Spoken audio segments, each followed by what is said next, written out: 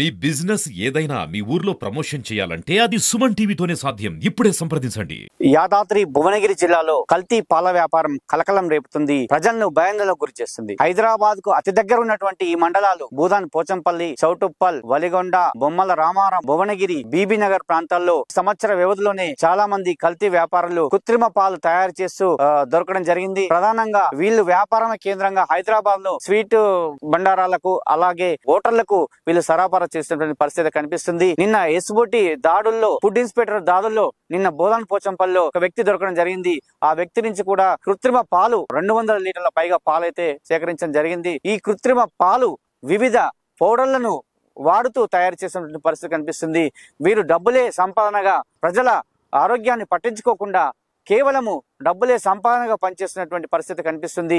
నిజంగా ఈ కృత్రిమ పాలలో కలిపేది ఏమిటంటే milk powder, hydrogen peroxide, hydrochloric acid, oxytocin injections, urea, Surf, baking soda, వంట నూనె, ఇవే కాకుండా డెడ్ బాడీకి భద్రపరిచే వినియోగించే ఫార్మాల్డిహైడ్ కెమికల్ కూడా వీళ్ళు వినియోగిస్తూ ఈ పాలను అయితే తయారు చేసినటువంటి పరిస్థితి కనిపిస్తుంది. కేవలము లీటర్ ఉన్న పాలను 100 లీటర్లు, 10 లీటర్ల పాలను 200 లీటర్లు ఇట్లా పాలనైతే తయారు చేసినటువంటి పరిస్థితి.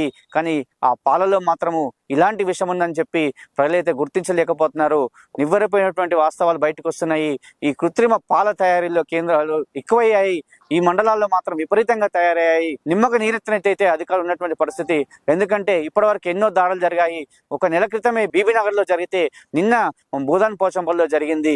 హైదరాబాద్ కు అతి దగ్గర ఉన్నటువంటి ప్రాంతాలు కాబట్టి హైదరాబాద్ లో వ్యాపారం చేస్తున్నటువంటి హోటల్స్, స్వీట్ హౌస్లకు సరఫరా చేస్తున్నారు. అవి తిన్నటువంటి వ్యక్తులు ఆ అనారోగ్యం గురవుతున్నారు. దానివల్ల వాళ్ళకు శరీరంలో ఏదో ఒక భాగం చెడిపోతుందని చెప్పి వైద్య నిపుణులు కూడా చెప్తున్నారు. కాబట్టి ప్రజలతో చెలగాట మారుతున్నటువంటి ఈ పాల వ్యాపారులు అధికారులు ఎందుకు చర్యలు తీసుకోవట్లేదు అనేది కూడా పరిగణలోకి తీసుకోవాలి. ప్రధానంగా యాదాద్రి జిల్లాలో మరి ఏం జరుగుతుంది, ఈ యాదాద్రి జిల్లాలో ప్రజలు ఎందుకు ఇంత భయానికి గురవుతున్నారు? ప్రజలైతే సుమన్ టీవీని కూడా అడిగారు, అసలు ఏంది పాల వ్యాపారం, ఏంది, ఎట్లా చేస్తారు, ఈ కృత్రిమ పాలు ఎట్లా తయారు చేస్తారని చెప్పి కూడా మనకు ఫోన్లు కూడా రావడం జరిగింది. నిజంగా వాటి నిన్న దొరకగానే మనం కూడా అధికారులను కూడా అడిగాము. ఫుడ్ సేఫ్టీ ఆఫీసర్లకు ఫోన్ చేయగా మేము కూడా పరిశీలిస్తున్నామని, అసలు ఇందులో ఏమేమి చేస్తారని చెప్పి పరిశీలించి మేము ల్యాబ్ కు పంపిస్తున్నాము. కానీ ల్యాబ్ నుంచి మాకు చాలా సమయం పడుతుంది, నెల నుంచి 2 నెలల సమయం పడుతుంది రిపోర్ట్ రావడానికి. కాబట్టి ఈ సమయం అయితే పడుతుంది. ఇప్పటి వరకు 20 రిపోర్ట్లు పంపిస్తే కేవలం 1 నుంచి 2 రిపోర్ట్లు మాత్రమే వచ్చాయి. ఆ రిపోర్ట్లు కూడా నిజంగా ఇంకొక భయానక విషయం ఏంటంటే ఈ డెడ్ బాడీలో వాడేటువంటి పౌడర్ హైడ్రోఫ్లోరైడ్ అనే పదార్థం కూడా వాడి ఈ పాలను తయారు చేసినటువంటి పరిస్థితి కనిపిస్తుంది. కాబట్టి ఈ పాల కేంద్రాలపైన, ఈ కృత్రిమ పాలు తయారు చేసే కేంద్రాలపైన ఇంకా నిఘా ఉంచాలి. ఎస్ఓటి వాళ్ళు దాడులు చేయాలి, ఫుడ్ ఆఫీసర్స్ దాడులు చేయాలి, వివిధ శాఖలు కూడా దాడులు చేసి వీటిపై నిఘా పెట్టి ప్రతి ఒక్కరికి ఆరోగ్యాన్ని కల్పించాలి. ఇక్కడ ప్రజలు ధైర్యంగా ఉండాలంటే వాళ్ళకు కూడా ధైర్యం చెప్పాలి, వాళ్ళ ఆరోగ్యం కాపాడాలి. కాబట్టి నిజంగా ఇలాంటి సంఘటన జరగకుండా చూసుకోవాల్సిన బాధ్యత అయితే అధికారుల పైన ఉంటుంది. పట్టుకున్నటువంటి వారి మీద కేసులు పెడుతున్నారంటే అది కూడా లేదు. ఎందుకంటే తీసుకుపోతున్నారు, పరీక్షకు పంపిస్తున్నారు, అంతలోపు వాళ్ళు ఏదో రాజకీయ పలుకుబడి ఉపయోగించుకొని మళ్ళీ బయటకు వస్తున్నటువంటి పరిస్థితి. ఇప్పటివైతే ఒక్కరి మీద కూడా కేసు కానటువంటి పరిస్థితి కనిపిస్తుంది. ఈ జిల్లాలో ఇప్పటివరకు ఇన్ని దాడులు జరిగితే ఏ ఒక్క దగ్గర కూడా కేసులు లేనటువంటి పరిస్థితి కనిపిస్తలేదు.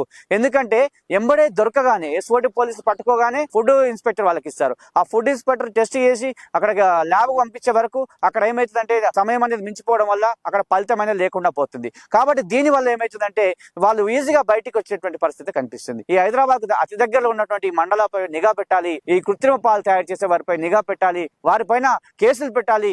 వారిని మళ్ళీ కూడా ఇలాంటి తయారు చేయకుండా కేసులు పెట్టినట్లయితే వారు కూడా భయపడే పరిస్థితి కనిపిస్తుంది. ప్రజలకు ఆరోగ్యంగా ఉంచాల్సినటువంటి ప్రభుత్వం ఖచ్చితంగా చర్యలు తీసుకోవాలి. ప్రజలను ఆరోగ్యంగా ఉంచాలి. కాబట్టి వీటన్నిటిపైన కూడా చర్యలు తీసుకొని ముందుకు వెళ్తే బాగుంటుందని చెప్పి అంటున్నాం. ఇది ఇక్కడ ఉన్నటువంటి పరిస్థితి.